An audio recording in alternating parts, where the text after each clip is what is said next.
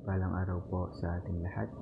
Ako po si Brian Lisa Mendoza at ito po ang aking daily devotion ngayong araw, September 21, 2025. Ngayong araw po ay ating tutuloy ating series which is a seminary edition. Specifically, topic po natin for this day is about spirit. Ano ang goal mo sa buhay?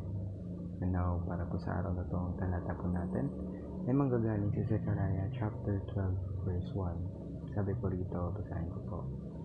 Jerusalem's enemies to be destroyed. A prophecy. The word of the Lord concerning Israel, the Lord who stretches out the heavens, who lays the foundation of the earth, and who forms the human spirit within a person, declares. Na upang ating mas maunawaan kung ano ibig sabihin ng talata nito, at upang mas maintindihan natin ang ating devotion, ngayon po tayo dadako sa ating teachings for today.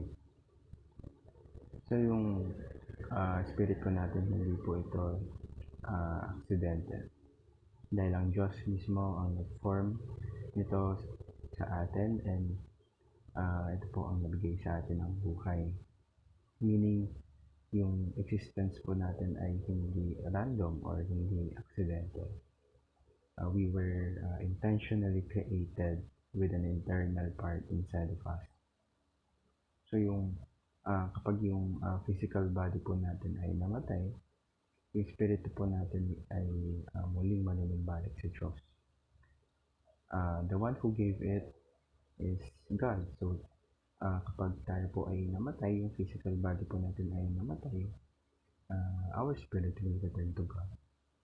Let's remember that that is not the end. But kumbaga dito pa nagsisimula ang lahat. It is a transition into His presence.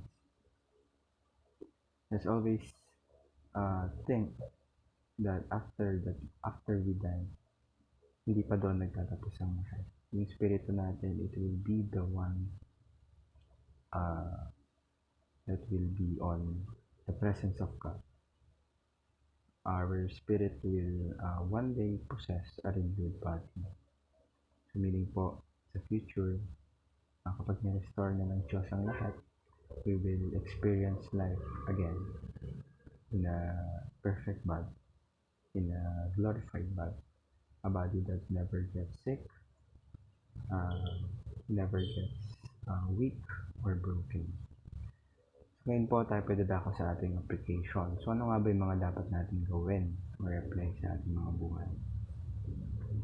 So una po, see yourself as immortal.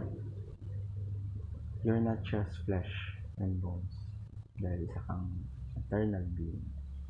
So huwag ka mamuhay sa mga bagay na temporary lamang. And also, planuhin mo both yung short term and long term. Maging wise ka sa buhay mo. So yung mga trabaho mo, or whether kung estudyante ka man, yung mga studies mo or yung relationships mo, planuhin mo ito. But also, keep your eyes sa eternity. Kasi doon ka mag-spend ng time mo habang buhay. And also, make a difference to do and for eternity.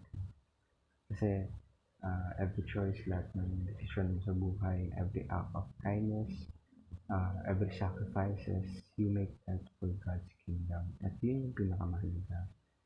Not just for now, but for the life to come. So naway marami po tayong natutunan sa araw na ito.